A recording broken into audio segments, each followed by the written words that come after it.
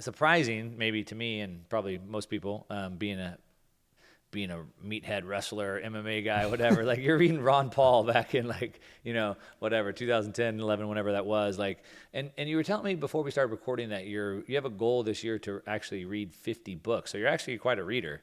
Yes. Why 50 books? I mean, what have you read in the past? I mean, have you read 25 or 50 books a year in the past? And what's that goal all about?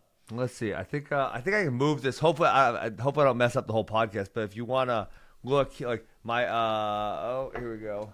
Oh, you can see my library is over there. Oh yeah. Right. So I've always been a reader. Just ever since I was a kid. In the beginning I liked reading about athletes, athlete biographies, that type of stuff, and then you just venture down different rabbit holes. I actually don't even know. If you said, Ben, how'd you get into Ron Paul and start reading his stuff? I would say, I have no idea. I stumbled upon it one time, and I think if you're logical, it makes a lot of sense, right? It resonates with you. And so went down that rabbit hole, and I voted for Ron Paul 8 or 12 or somewhere in that time period, when, man, he would have been the best president ever. He would have killed it so hard. But obviously, as we're seeing, like with RFK Jr., the government machine, the RNC and the DNC, they don't want to let outsider candidates into the real races. But man, he would have been great. Yeah. I actually got to have dinner with him at the Litecoin convention in 2019. It was the best. How do you go from like being a strong Ron Paul supporter, wishing he could have been president, he would have been the best, to now you throw out RFK? Like, is he somebody that you could see yourself voting for? Absolutely. I'm pretty open about my politics. I voted for Donald Trump in 2016, 2020. And I think for me, that outsider, it just kind of, that's what I'm feeling is like we need someone else who's outside the system. And Trump was, people don't like him, but he was absolutely outside the system. Yeah. RFK, he makes so much sense. I mean, I listened to him at Bitcoin Miami, and just his speech was so good. And you could tell he fully understands Bitcoin. And we talked about some of the other issues, but we didn't talk about the freedom component, and that was the one he really focused on. Yep. And he really understands that. And, Vivek is another guy, which he was not as compelling as RFK to me. He was good. He's actually really good on Twitter. He really makes some good points. But in person, he wasn't quite as good as RFK. So, yes, I could see myself voting for RFK. I don't think they're going to let him be the candidate. Yeah. I just don't think that's going to happen. Well, I ask only because I've never voted Democrat in my life, but now all of a sudden I'm like, I could probably vote for RFK too, just because, to your point, he makes sense and he's like pro freedom. Like that's what we want, and, yes. And it sort of highlights this battle of we the people versus the government, right? Where it's like it's not left or right, man. I just want someone that's gonna like be for smaller government. Like is that such a bad thing, right? Vivek's great too. I've had him on the show. Nice. He's so well spoken, man. That guy is so sharp, man. He's just really sharp. I'll tell you, this is just like almost like we're speaking as friends, and no one's listening to this. Is that I got too much of politician-y vibes when I listened to Vivek at Bitcoin Miami.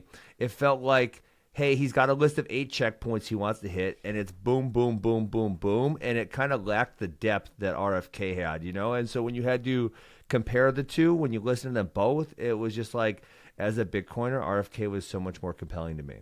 I agree. He does come off too polished, where it's almost like slimy salesperson. Not that I'm saying that, but what I'd say is that Vivek does all that on his own, like from memory, whereas like RFK had someone write his speech for him, like.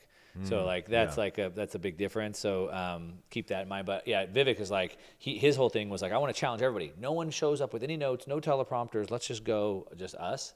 Like that's kind of his deal. But anyway, it's interesting. I want to ask you about something else. Well, actually, before I do, let's just jump back to the books for a minute. So 50 books a year. I started this thing. I was watching Breedlove's podcast, and he had this young kid on that talked like 500 miles an hour. And he was talking about like reading and listening at the same time.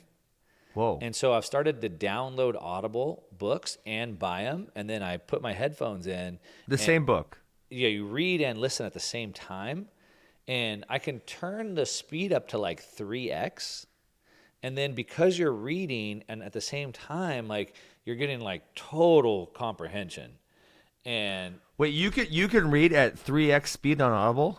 if you listen and read at the same time. Wow. So Audible, you're listening at 3x, and then you're reading, and like it. If you're just listening, it's too fast, and you can't really comprehend enough. But if you can read and listen together, dude, it's pretty amazing. And you can take a 10-hour book and turn it into like a movie.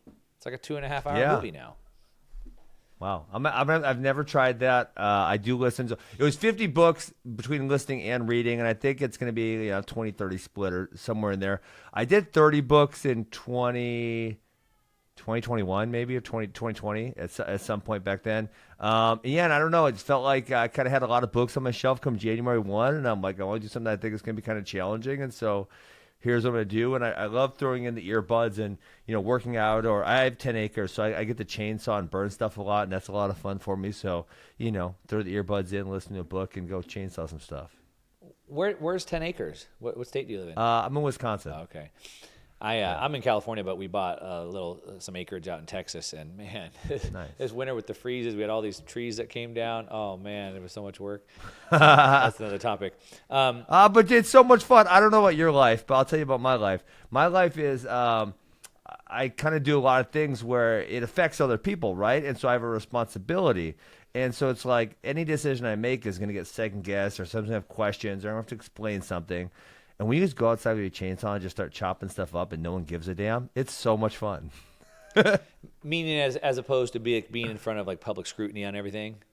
Yeah, public scrutiny, or even like, with your business. It's like, well, I run wrestling academies. And so, you make a decision, and it's going to affect a bunch of people. And then obviously some of the people aren't going to like the decision you make, right? Yeah. And then you have to explain, well, here's why I made that decision. And, I'm sorry you don't like it, but that's what it's going to be. And, when you go outside with your chainsaw, it's like you just get to go hack some stuff down and burn it, and no one's going to complain. Yeah. I get it. Sometimes there's like that manual kind of work that you can just kind of get in that zone is somewhat kind of therapeutic, I guess, in a sense. Absolutely. What are a couple big, what's a book or two that you would recommend that you've read this year? Now I gotta get my list out. Let's see. I have read quite a few Bitcoin books this year. Let's see. Books. Right now, I'm really struggling with, and I bought the Road to Serfdom by F.A. Hayek. That's like a must read. But it's hard, man. It's a hard read. It's not easy. Just that older form of writing, I feel like, is like really dense, and that one you can't do at 3x speed for sure. That's like you have to reread the paragraphs a couple times to even catch on what's going on. Chapter 6 specifically, I've gone through that one a couple times because he talks about laws and how you need to have laws that are easy for everyone to understand, and they're written and they're in stone so that everybody can plan their life based off of those laws as opposed to being arbitrarily applied. It was amazing. You were about to tell me some other books that you read this year that you thought were really good. Yeah. You know what? My favorite one, and I love discussing this. I actually suggest I do a podcast with someone about this, and we never got around to it. But The Sovereign Individual. Oh, it's the best. Read a couple times. And you know what? It is so fascinating because it feels as though it will. So number one, he absolutely predicted Bitcoin ahead of time, like 12 years ahead of time. But he predicts so many other things so far ahead of time, and it's like, oh my God, this book is so good. Yeah. Yeah, I agree. I've read it a couple times. I have pages of notes that I took on that book, and that's another book that you can't get through at 3x speed. So some of these books that are like really information dense, you kind of do have to slow down, obviously for sure. Big time. Cool. I wanted to ask you about something else, something that I'm personally affected by. Wait, can we talk about a couple more books first? Oh, yeah. Okay, let's talk about a couple more books. Now you got me all excited. Oh, yeah, you got the list. Let's do it. On The Sovereign Individual, though, real quick, maybe we'll do another show follow-up where we can talk about it. Because I got the whole outline. It'd be fun. It'd be very good for the audience because I think it's a must-read book. But, yeah, go ahead. Hit up a couple others. So good. Well, and this fits right in your Bitcoin stuff, right, is Alex Gladstein. I read one of his books, and I listened to him speak at the Bitcoin convention. But Hidden Repression and Check Your Financial Privilege, those were very awakening for me. Like, I understood like the government's bad and they've probably done some shady stuff, but then you read that and you're like, oh my God, it was even worse than what I thought it was. Yeah, so bad. So those two are good. And then you know what other one that I think it just came out, but it's called The Fourth Turning Is Here, which is like a follow-up to The Fourth Turning, which was written in 1997. And I know that probably resonates with a lot of Bitcoiners because they, I just saw Lynn Alden posting hashtag Fourth Turning today.